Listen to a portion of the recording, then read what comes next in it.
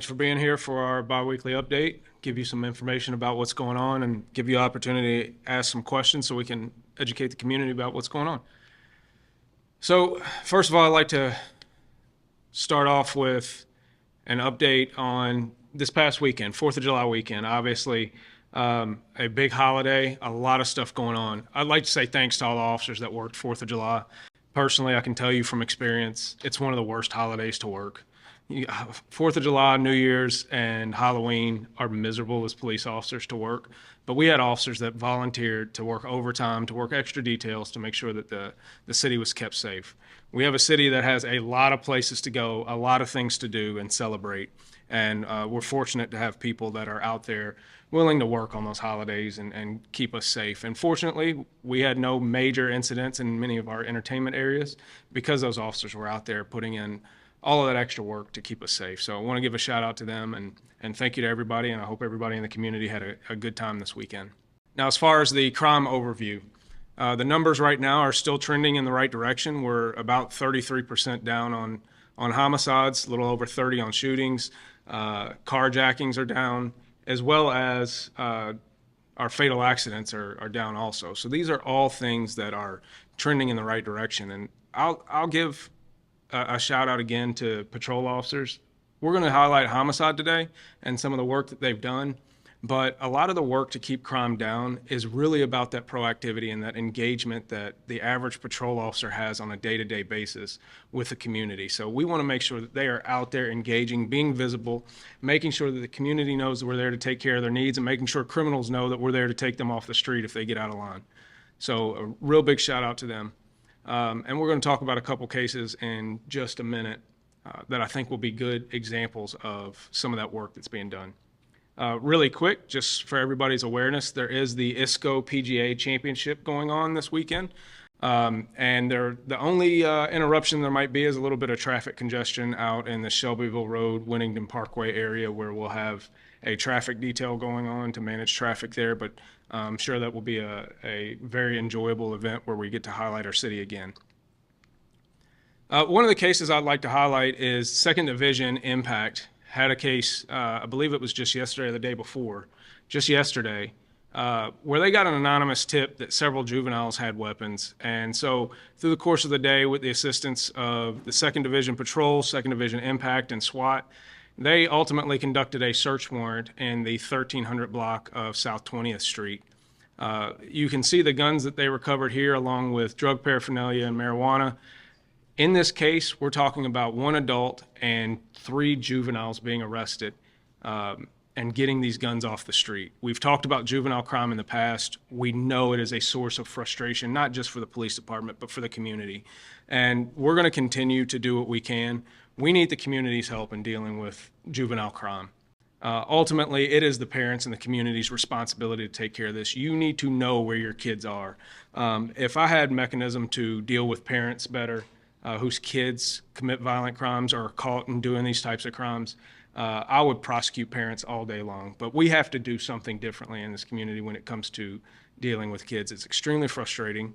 And you're selling these kids short. You're putting them in a position where their potential, their future is already cut short because of the activities they're involved in. And we want to make sure that they have a safe, healthy childhood where they can grow and be prosperous and be a part of a vibrant community that we're all proud of. So I'm putting that call of action out to the community, to parents, to neighbors. Get these kids in line. Make sure you know where your kids are. It is unacceptable if you don't know what's going on in your 15-year-old's life. Plain and simple.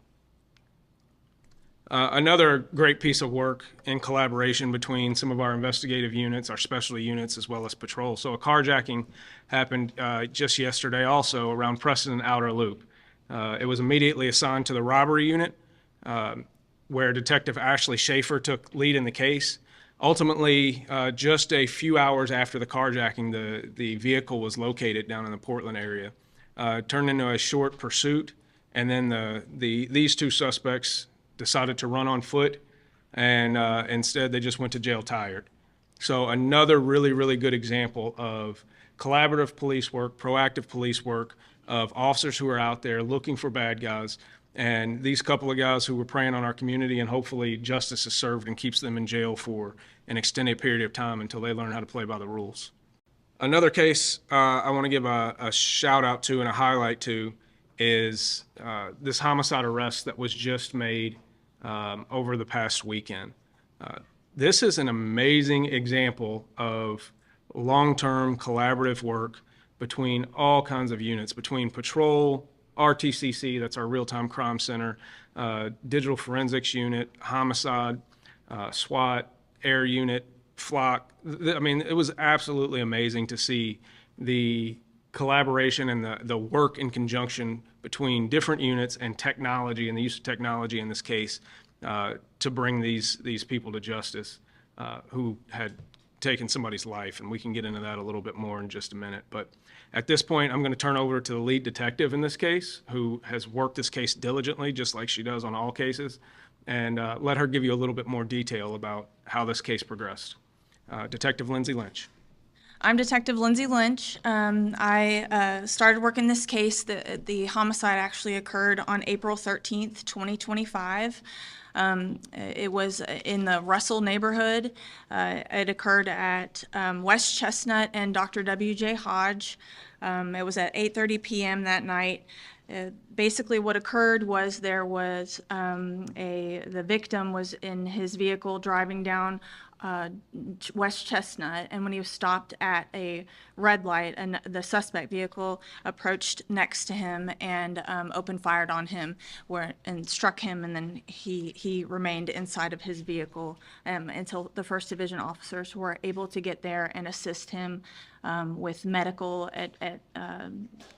until EMS arrived, and then they transported him to University of Louisville Hospital, where he later died.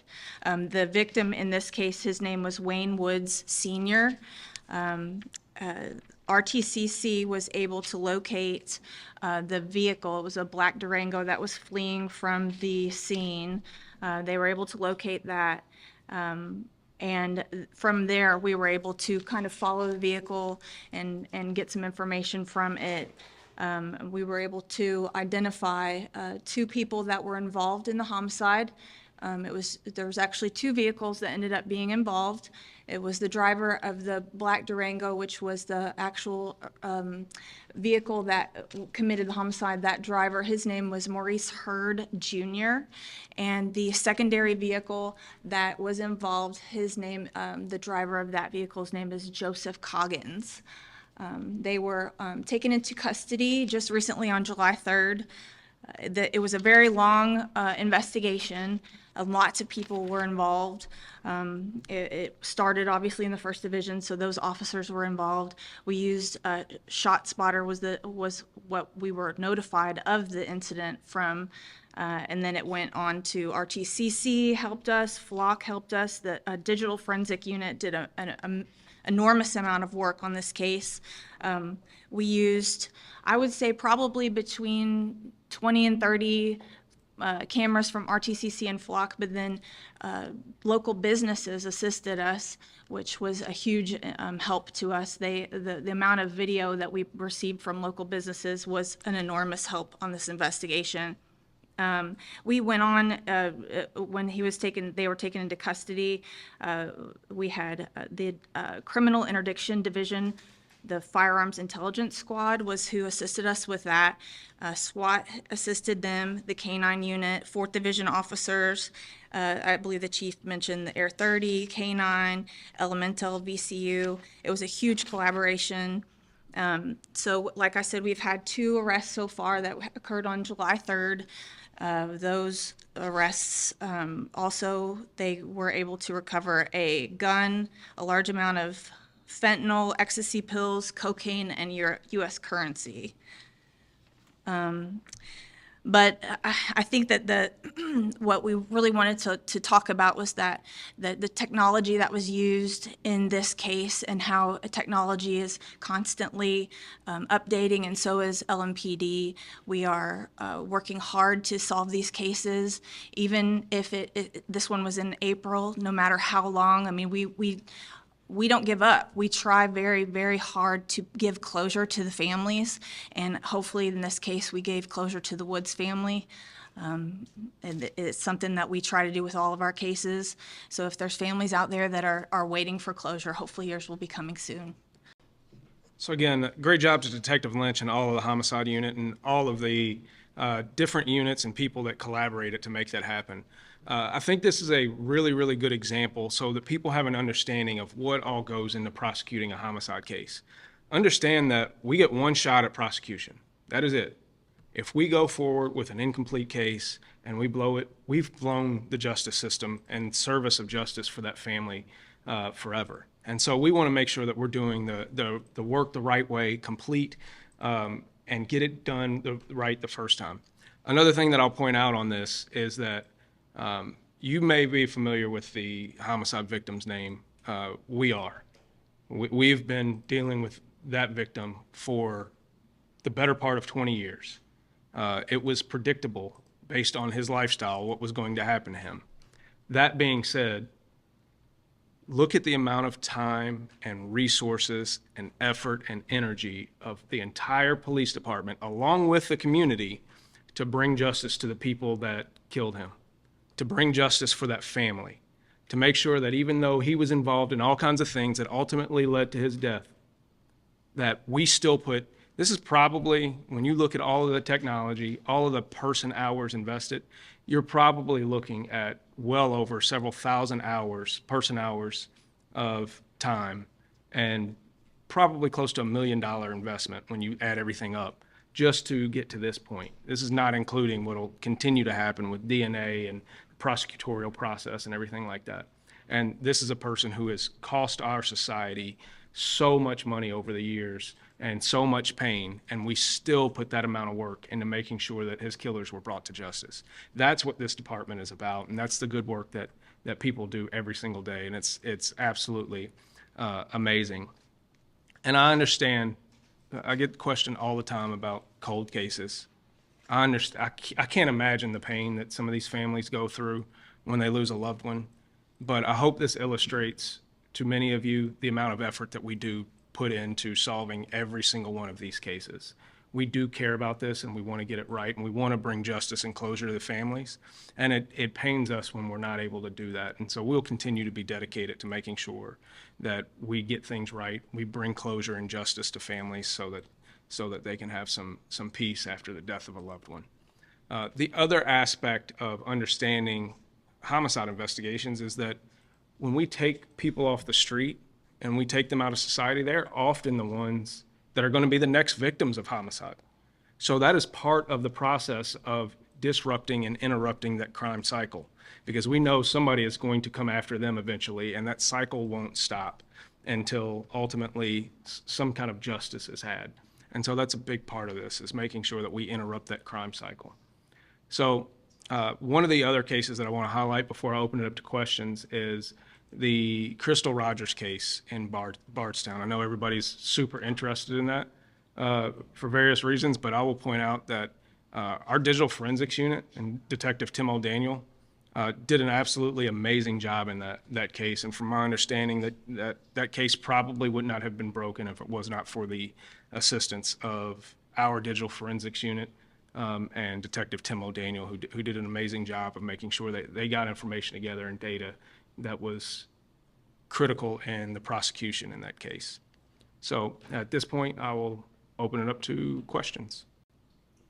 Chief, can you tell us anything about the arrest regarding the shooting outside PRP's football game in September 2024? Yes, so the question was about the arrest related to the shooting at PRP High School last fall. Yes, we made an arrest on that just recently.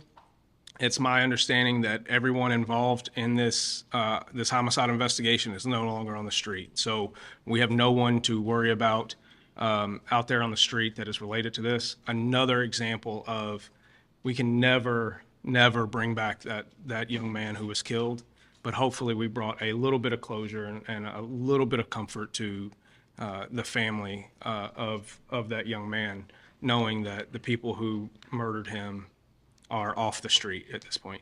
And this is Detective Tim O'Daniel, as you can see, who did an absolutely amazing job, and the sketch artist did an exact rendition of what he looks like. So it was a perfect job. But great work. A guy that I used to ride the beat with back on Late Watch when we were young cops. And just another example that is when people talk about investments in the police department. He is probably one of the most expensive people on the police department with the amount of training that he has had, the amount of personal time that he has put in to being an expert at his craft. And you can see it is paying off time and time and time again and getting bad people off the street. Just a great example of an exemplary officer who does exemplary work. That he basically created that unit from scratch. He and another detective basically created our digital forensics unit. And the guys up there, it's absolutely amazing. It's stuff that I don't understand, but they can talk circles around you, and then they can make it simple for court. Yes, sir. So you don't expect any additional arrests in the PRP case? It is my understanding that there are no more outstanding suspects, and if I am wrong on that, I will correct that. Can you comment on any possible motive for this crime? I don't have all of that yet. So as far as motive, I would have to leave that to Sergeant Speaks. You got any information on that? PRP case, I'm, as far as the motive goes, I don't know that right now. Okay. Yeah. Sorry. The PRP case kind of goes hand in hand with, making arrests, but also youth violence, something that you also touched on. And we saw a mass shooting this weekend in Indianapolis where the chief there was like, we're not here kids, keepers. And we kind of see the same thing too. So just, I guess, what is the state of, violence here in Illinois? How do you kind of continuously try to combat that? Yeah, so the questions, she made reference to the mass shooting up in Indianapolis and the involvement of juveniles in violent crime. And I was speaking just a week before last with Chief Bailey from Indianapolis, both of us complaining about this exact problem. And I share his sentiments. This is extremely frustrating. And if you have a 15, 16-year-old and you don't know that they're involved in this, that is a problem. And I find it hard to believe that people say that they don't know where their kids are. That's a you problem. That is a parenting problem. We hear the things, you hear it all the time. Oh, they just got caught up in the wrong crowd. No, your kid is the wrong crowd. Your kid is a wrong crowd, and they're a reflection of you. And I wish, and we will work on ways to, if I ever hear the answer of, oh, I didn't know my kid was out here doing this, I wish we could prosecute that person for complicity to whatever violent crime that kid commits. If we can do that, I think that would be awesome. On the ISCO championship, just kind of how that, do you guys have a specific traffic plan? Could you maybe go into that a little bit about how that's going to work, just so we can update people? Yeah, so the traffic plan out on Shelbyville Road is not to lock up any golfers and let them get to the course. And so that's first and foremost. So no, I don't expect this to be that big of an interruption to any traffic around that area. It is people crossing from Shelby campus getting over to the golf course. So hopefully it's not a huge interruption or disruption to the area. I think what Matt and I talked earlier in the week about it, they said that they're just periodically shut down the intersection to let people cross. Is that really it? That's my understanding, yes. So just dealing with pedestrian traffic crossing Shelbyville Road. Yes, sir. I have a couple things on drones. About 14 months ago, when LMPD first announced its, drone pilot program, the predecessor said that the department would publicly release drone flight data showing where they're going and why, as some other cities do. Are there, now that, drones as first responders moving forward in a broader sense, is there a plan to do that? And are you going to get into that? So the question was about the release of flight data and that type of stuff related to the drones, especially now that we're getting this drone as first responder program up and going. That is all still to be determined. No policy as far as the DFR has been written, because this is going to be an effort in conjunction with other agencies. So it's actually EMA that's going to run the DFR program in conjunction with the police department, the fire department, EMS. And so we're still in the process of developing training, policy, and all of that type of stuff. I love how you keep trying to hold me to commitments that somebody else made, so you can stop doing that now. But otherwise, I'm all about transparency. If there's a piece of data that doesn't compromise anything, didn't we give you a list of all the flight logs? We didn't have the locations where they went or consumer flights, like Okay. some other cities probably. Okay, well, we're not other cities, but I'll make an effort to make sure you get everything you need, so. And the second, I know, there was the issue of drones and privacy that was brought up in the press room yesterday. Yeah. I did want to ask, if a drone is flying for if they're assisting LMPD now, drone's first responder, I don't know, seeing if there's a potential crime going on. If they see something while they're flying there, if they see, I don't know, plants in a backyard that look like marijuana or something, is that Yeah. probable cause? Is that? Yeah, so that's actually a really good question. So his question is about when a drone sees something, maybe incidental viewing of something in, the backyard next door to where we're supposed to be or something like that. So there are rules and case law surrounding how that information can be used.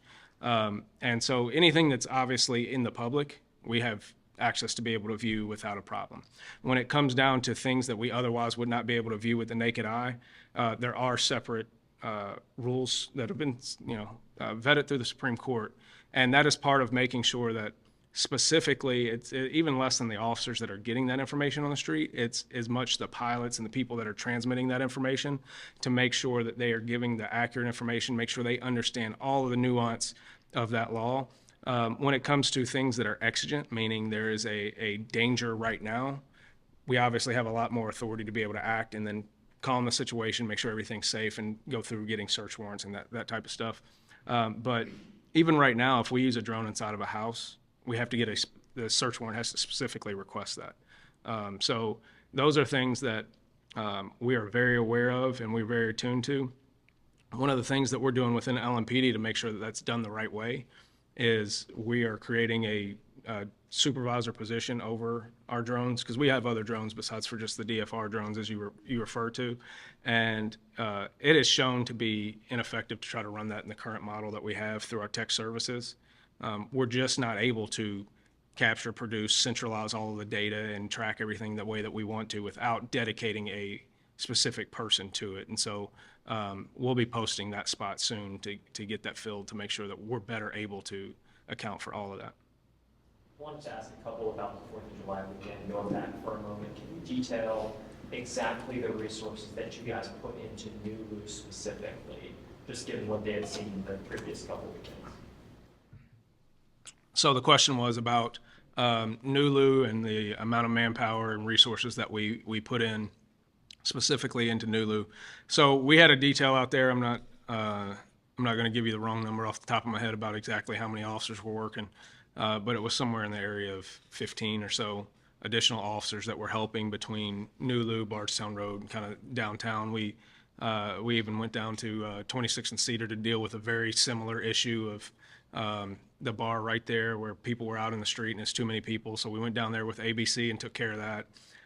So we are going to continue to have an increased presence in those entertainment districts, and that's an okay thing, right? If you look in any city that has vibrant entertainment districts, they have additional officers there to make sure that everybody's safe, everybody is taken care of, and everybody can have a good time. And so once the problems that I saw out there on Friday night, because three of us were out there as well all night, and Assistant Chief Kerr was out there Saturday night. You were out there July 4th? Friday night. So is that July 4th? Okay, 4th of July, yeah. So it was a great holiday spent with family and friends. But that was a joke, by the way. But the problems that we saw really weren't, it wasn't what they're having in Indianapolis. And, we're very fortunate when I talked to Chief Bailey up there, the amount of fights and shootings and arrests that they're having to make up there is far different from what we're dealing with down here. Here, we're dealing with a population that generally just doesn't think rules apply to them. So it's not that they're out here doing anything other than drinking in public and being loud and being, the behavior that should be kept inside of a bar or in your backyard just happens to be out on the street. And that's not okay. And so we'll get everything wrapped up, and we'll make sure that that's not the case going forward. I'm not sure if I even answered your question. What was your question? Well, I just asked about the details of the July 4th Oh, yeah. response. I couldn't give you the exact number of people. Okay. My follow-up to that, though, is, I know you guys had increased presence in Bardstown Road after all that happened. now new. We know Waterfront Park has been a thing for many, many months. I see them all the time parked out there. Given staffing shortages, is this sustainable if these groups just keep going from different neighborhoods? I mean, at some point you run out of people, right? Well, at some point we'll run out of jail space because it's not going to be sustainable to continue to have to deal with it at this level. But if you recall, I don't think you were around back when we did have problems at the bridge in Waterfront Park, and you all remember. We ended up having to put a lot of officers down there for a period of time to make sure that we got that problem under control. And now nobody worries about Waterfront Park, but we do have officers down there every weekend. So I foresee this being the same thing, that we have to surge resources to these areas to deal with the problem. We'll get the problem under control, and we'll continue to have an increased presence in those areas because there's an increased number of people in those areas throughout the summer. So you'll see police down there throughout the summer. But hopefully not at the levels that we're having to do right now because we get it under control. Do you have any comment on the number of minors and mobile arrests that are being made? Gun violence going down. It sometimes seems like crimes involving kids are going up. I know one of those arrests that you talked about did involve juveniles, but is there just any kind of the correlation just kind of sometimes feels like there's more youth violence than there are arrests being made? Yeah, so the question was again about youth violence, and I'll just reiterate what I say. It's very disappointing. It's frustrating. It makes me angry that we're in a situation where we're taking guns off of kids. That's completely unacceptable, and we're going to continue to go after it. And if we can find ways as a community to get to these kids before it ends up the way that it does, with us having to make lockups or us having to take them to the coroner's office, then that's our goal. Back to PRP. It's been almost a year since this happened. Was this a case where you got a tip recently from the public on this, or you were waiting for evidence to come in? How did this? Why now was the arrest? Do you have more information about this? I think kind of going back to what the chief said with the juveniles, I mean, I think that was a case where there's a lot of juveniles that went back and forth, a lot of issues kind of there at the incident, and kind of leading up to that, there's a lot of back and forth between juveniles there. So I think just that investigation kind of, I mean, there was a lot there as far as interviews, a lot there as far as gathering information from the people that were there, surveillance video, medical records, a lot of that. There's just a lot of different pieces that go into that. That kind of culminated with the arrest this week. As you know, there was a juvenile that was arrested. So again, it goes back to the fact that it was a juvenile back and forth. There was more than one gun involved out there. So a lot of back and forth. So sometimes when there's that much going on, the scene was kind of convoluted as far as who all was involved. Sometimes it just takes a long time to kind of get medical records back, ballistic testing, just a lot of different pieces that kind of go into it. So sometimes it's getting information from people. Sometimes it may just be waiting on information for the lab testing and lab results. And that can be a time-consuming process. When you guys are investigating these types of crimes involving juveniles, do you find it easier or more difficult to get help from the public? Because it's always, in the past, it's been, you hit a wall with people not wanting to speak or talk about these things. When it comes to juvenile crime, is that the case there as well? I think a lot of juveniles just understand the kind of the hurdle we have with the court process here with juveniles, that they can kind of do a lot of things without consequence. So I think there's a big part of that.